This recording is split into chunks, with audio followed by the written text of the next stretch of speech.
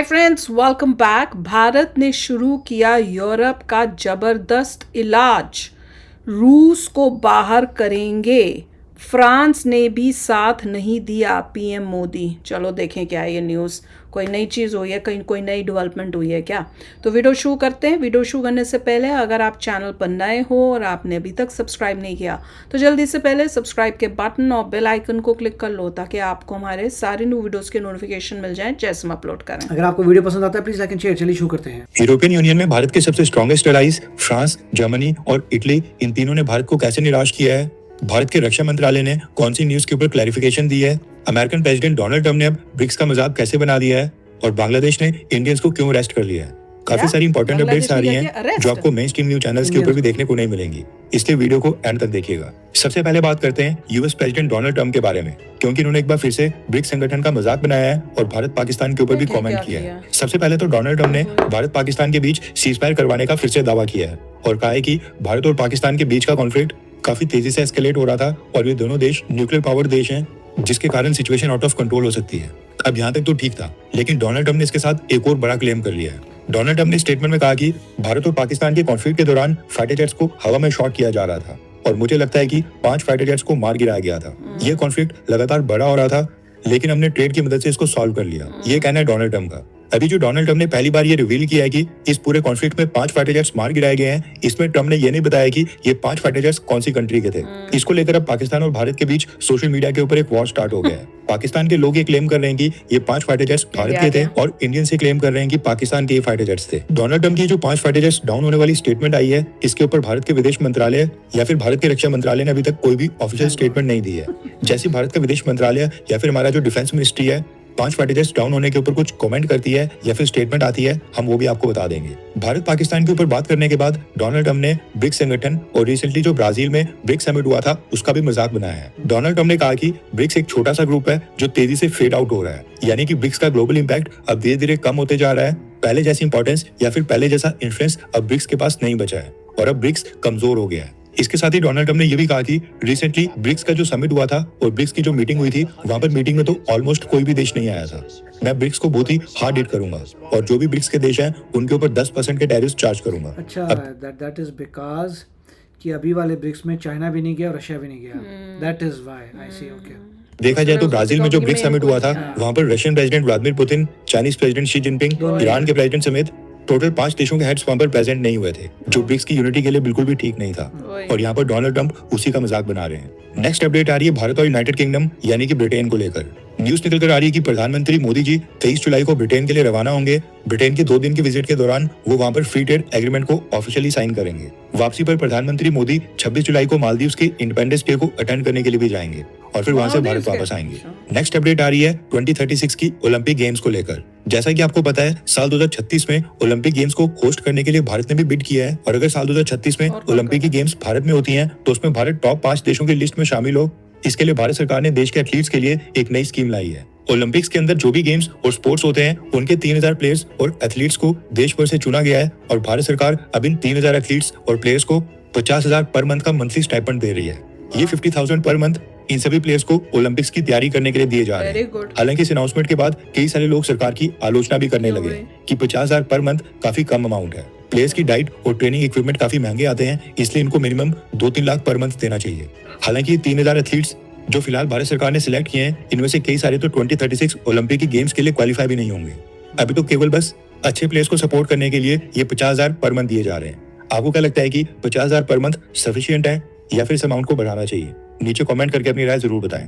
Next update आ रही है European union को लेकर। अगर इंडिविजुअल लेवल के ऊपर देखा जाए तो यूरोपियन यूनियन की सभी कंट्रीज भारत के साथ रिलेशंस को लगातार इंप्रूव कर रही हैं।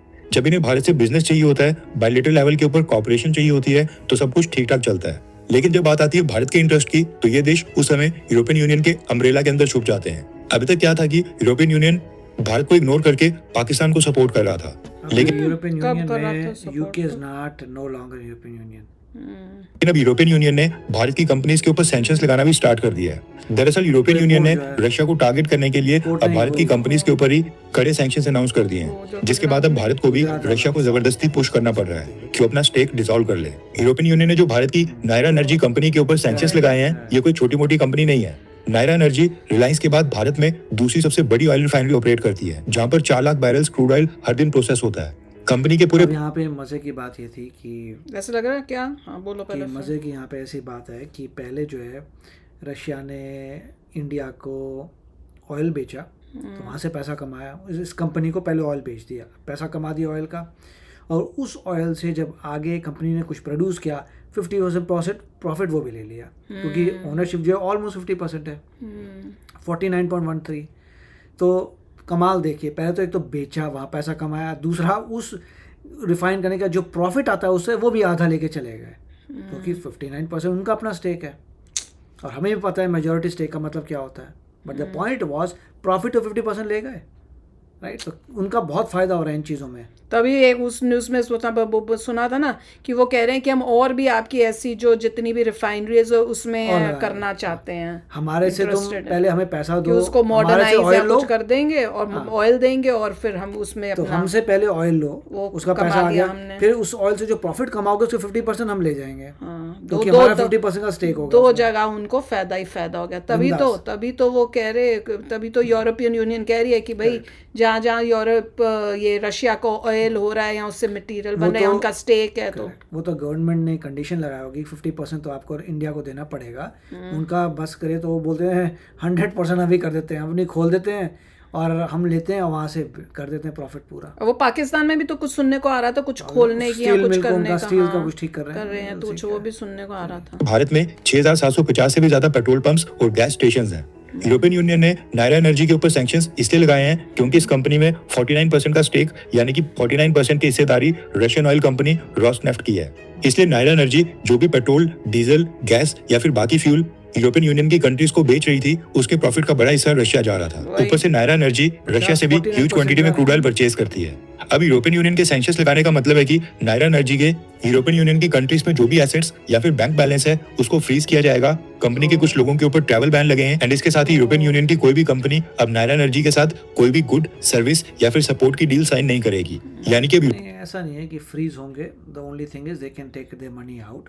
सैंक्शंस का मतलब है कि खरीदेंगे नहीं उससे माल, दैट्स ऑल देयर इज, कि इनसे माल नहीं खरीदा जाएगा, प्रोडक्ट्स नहीं खरीदे जाएंगे, but they are not freezing the assets और something. European Union Nayara Energy से पेट्रोल, डीजल या गैसोलीन परचेज भी नहीं करेगा।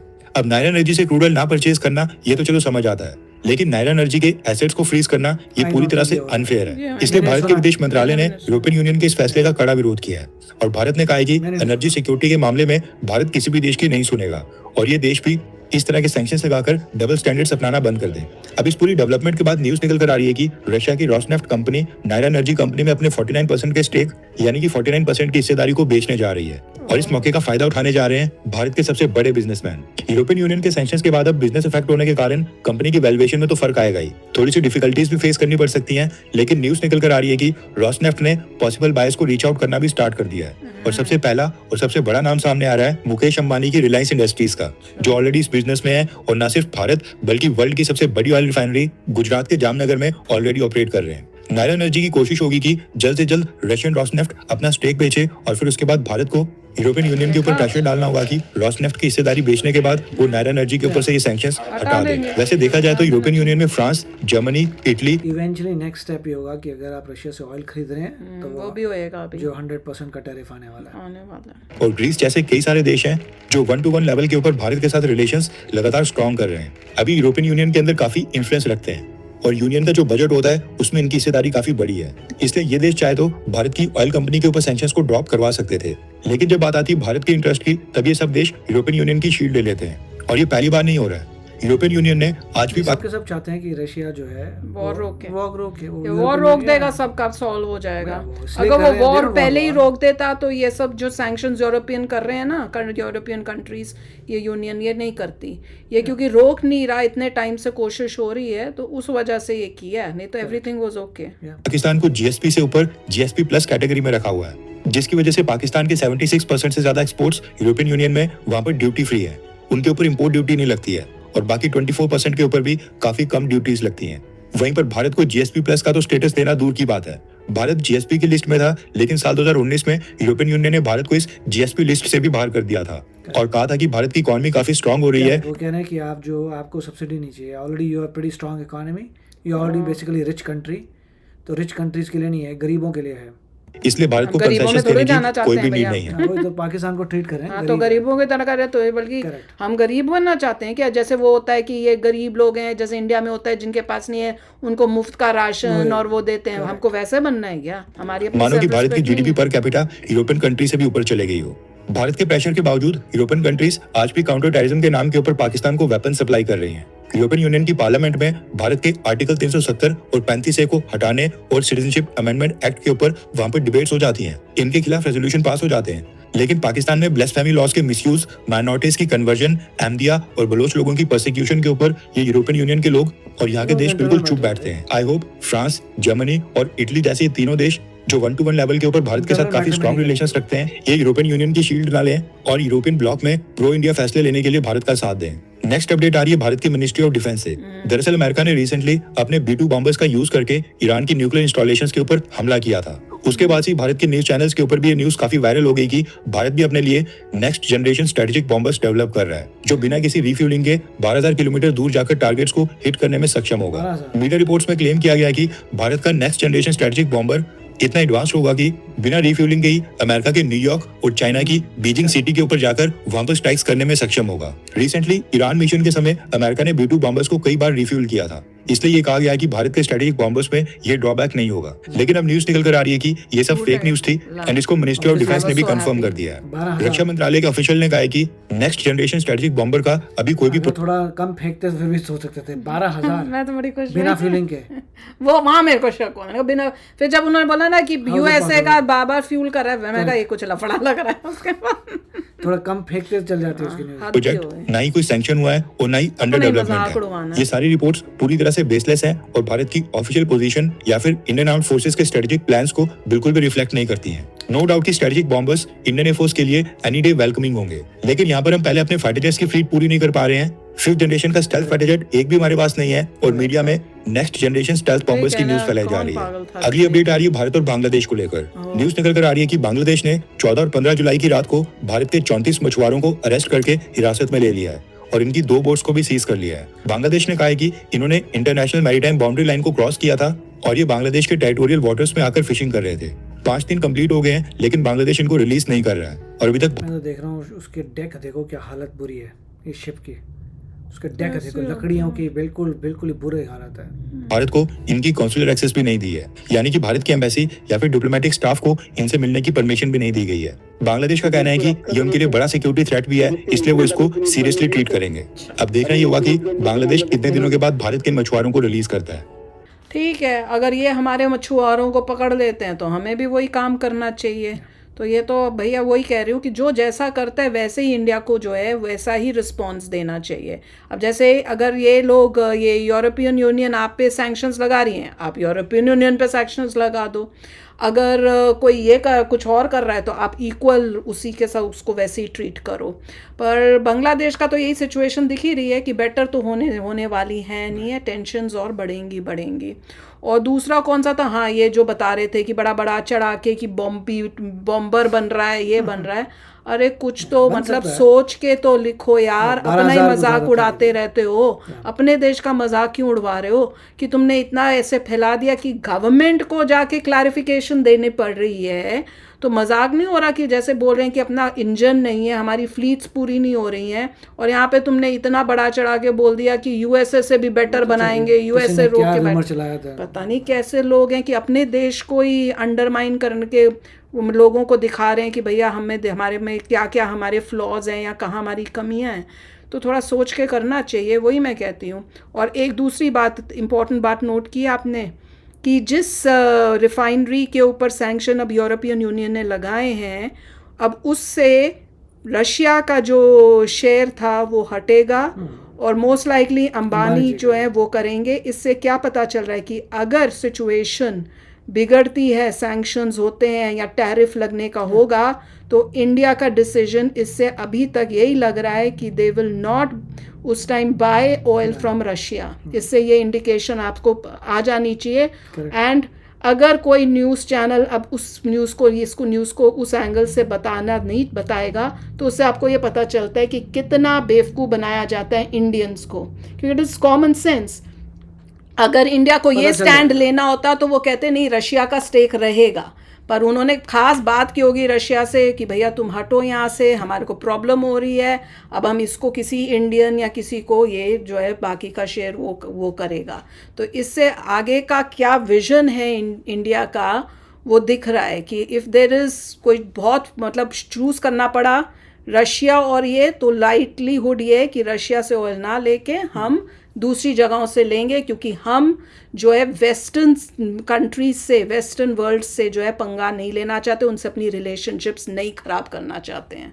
यही इंडिकेशन दिख रही है, पर दूसरे लोग मिर्च मसाला लगाने वाले मुझे पता है ये सब इसमें कैलकुलेशंस होती हैं, और जब उनको नजर आता है कि आपका लॉस किसमें जिसमें लीस्ट होगा वो करेंगे। जब दिख रहा है कि आपका माल आप नहीं बेच पाएंगे, उस माल से आपको कितना प्रॉफिट होता है वो देखिए। वो इसी वैसे वजह तो से यहाँ पे आपका डिस्काउंट से बच रहा है। उनको गाना गए थे, कहाँ कहाँ मोदी जी गए थे, डील्स इसी करके वजह आए से, थे। क्योंकि उन्हें पता था फ्यूचर में ये पंगा होने वाला है, सो पहली अरेंजमेंट। तभी आप कह रहे थे ना कि उनकी आप कोई इंटरव्यू देखो मिस्टर किसी, पुरी भी कह रहे थे कि कोई चिंता वाली तो बात वो नहीं भी इसीलिए कि भैया पहले से ही we are ready for it, alternate suppliers हैं हमारे क्योंकि पास। पहले से ही वेस्टर्न कंट्रीज ने पहली इंडिकेशन देता कि आप भी रेडी हो लो, हम भी रेडी हो रहे हैं। तो अब वो रेडी हो चुके हैं और इंडिया ने भी अपने ऑल्टरनेट्स जो हैं वो पहले से ले लिए हैं।